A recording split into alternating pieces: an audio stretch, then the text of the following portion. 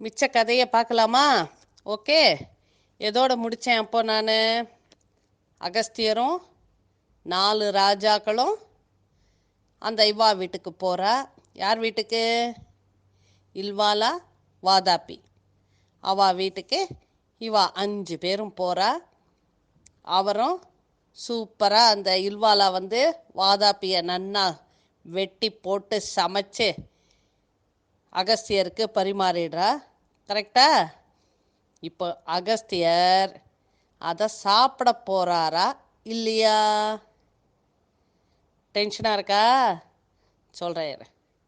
இப்போது இந்த 4 ராஜாக்களும் கூட வந்தாலே அவளுக்கு இதை பற்றி தெரியாது. சாப்பிட்டா செத்து போயிடுவோங்கிறது அவளுக்கு தெரியாது. சரியா? அதனால் அவள் இவ 5 பேரும் உட்காண்டிருக்கா. அப்போது அந்த இல்வாலா சாப்பாடெல்லாம் போட்டுட்டு தண்ணி கொண்டு வரேன்ட்டுன்னு உள்ளே போகிறார். அவர் உள்ளே போன சமயத்தில் அகஸ்தியர் சொல்கிறார் ராஜாக்களை பார்த்து, நீங்கள் யாரும் இதை சாப்பிடாதீங்கோ, நானே எல்லாத்தையும் சாப்பிட்றேன், நீங்கள் இதை எதையும் தொடாதீங்கோ அப்படின்னு சொல்லிட்டார். ராஜாக்களுக்கு ஒன்றுமே புரியலை. என்னடா அது நம்மளை சாப்பிட வேண்டாம் சொல்கிறாளே சொல்லிட்டு, சரி சரி அகஸ்தியர் சொன்னால் அதில் ஏதாவது ஒரு அர்த்தம் இருக்கும் அப்படின்னு சொல்லி அவள் சரின்றான்.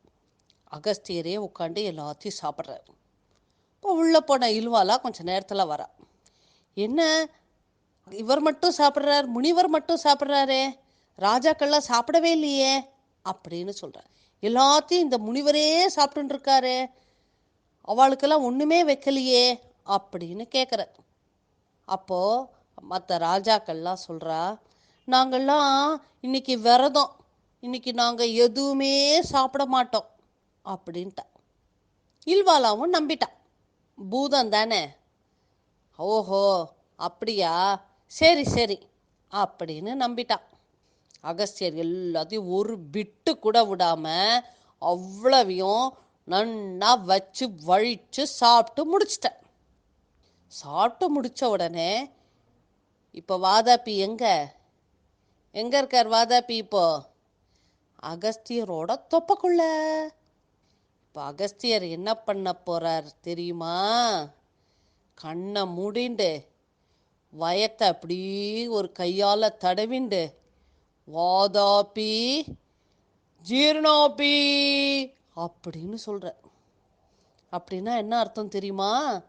வயத்துக்குள்ளே இருக்கிற வாதாபியே நீ ஜீரணம் ஆயிடு.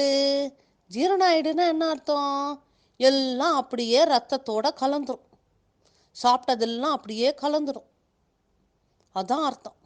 அப்படி சொன்ன உடனே வயிற்றுக்குள்ளே போன வாதாபி அப்படியே கரைஞ்சு போய் பிளட்டோட ரத்தத்தோட கலந்துட்டான் ஃபுல்லாக. இது அந்த முட்டாள் பூதம் இலுவாலாக்கு தெரியாது. அந்த இலுவாலா வாதாபி வெளியே வா அப்படின்னு சொல்கிறான். வாதாபியால் வர முடியுமா? அவன் தான் இப்போ ரத்தத்தோட கலந்துட்டானே, முடியுமா? வர முடியாது. கரெக்ட். இல்வாலாக்கு ஒன்றும் புரியல. வாதாபி வா வெளியில, வா வெளியிலன்னு கத்துறான். அப்போ அகஸ்தியர் சிரிக்கிறார். கூட இருந்த ராஜாக்கள்லாம் சொல்கிறா, இல்வாலி இனிமே வாதாபி வெளியில் வரமாட்டான், அவன் முனிவரோட வயிற்றுக்குள்ளே கரைஞ்சு போயிட்டான் அப்படி. உடனே இல்வாலாக்கு அழுகியா வருது. ஐயோ என்னோட வாதாபி வேணும், என் வாதாபியை குடுங்கிறான். எப்படி அவன் கரைஞ்சான் அப்படின்னு கேட்குறான். அப்போ ஒரு ராஜா சொல்கிறார், இந்த முனிவர் யார் தெரியுமா? அகஸ்தியர். எவ்வளோ பெரிய மனுஷர் தெரியுமா அவர்? அவர்கிட்ட போய் நீ உன்னோட விளையாட்டெல்லாம் வச்சுண்டியா நீ? இப்போ பார் என்னாச்சு, உன்னோட வாதாபி வயிற்றுக்குள்ளே ஜீரணமாயிட்டான் அப்படின்னு சொன்னான். இல்வாலாக்கா அழுக தாங்க முடியல. அவனுக்கு வேணும்ல வாதாபி, என் வாதாபியை திருப்பி கொடுன்னு ஓட அழ ஆரம்பிச்சிட்டான். அப்போ அகஸ்தியர் சொல்கிறார், சரி நான் மந்திரம் போட்டு வாதாபியை திருப்பி கொண்டு வரேன், ஆனால் நீ இந்த 4 ராஜாக்கும் நிறைய பணம் காசு எல்லாம் கொடுக்கணும். கொடுப்பியா? அதே மாதிரி எனக்கும் கொடுக்கணும், கொடுப்பியா அப்படின்னு கேட்டேன்.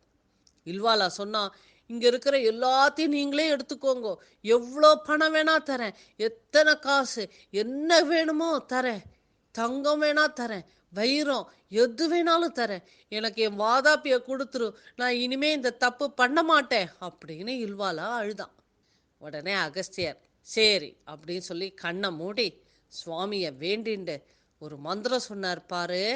வாதாப்பி வெளியில வந்துட்டான். ஆனா என்னாச்சு, அகஸ்தியர் ஒன்றும் ஆகலை, அவருக்கு வயிறு எதுவுமே ஆகலை, வயிறு அப்படியே மூடின்று. சரியா? இப்போ அகஸ்தியர் எல்லாத்தையும் எடுத்துட்டு அவ்வளோ பணம் காசு நகை குதிரை மாடு எல்லாம் கொடுத்தான், அவளுக்கு எல்லாத்தையும் எடுத்துட்டு அவ ஊருக்கு போனான். போனவுடனே அகஸ்தியோட பொண்டாட்டிக்கு ரொம்ப குஷியாயிடுது. ஐயா எவ்வளோ காசு எவ்வளோ பணம் அப்படின்னு அவ ரொம்ப சந்தோஷமாயிட்டா. 2 பேரும் சந்தோஷமா இருந்தாளா. அவளுக்கு அழகா ஒரு குட்டி பாப்பா பிறந்தது, ஒரு பையன் பிறந்தான், சூப்பரா ஒரு பாப்பா பிறந்தது. அந்த பாப்பா தூக்கிண்டு எங்க போனா, எதுக்கு அகஸ்தியர் கல்யாணம் பண்ணிண்டார், அந்த குழந்தை எதுக்கு பிறந்தது, எங்க போனாவா? ஆ, இந்த மரத்துல தொங்கின்னு இருந்தாலே எல்லாரும் வயசான தாத்தா பாட்டிலாம், அங்க போனா.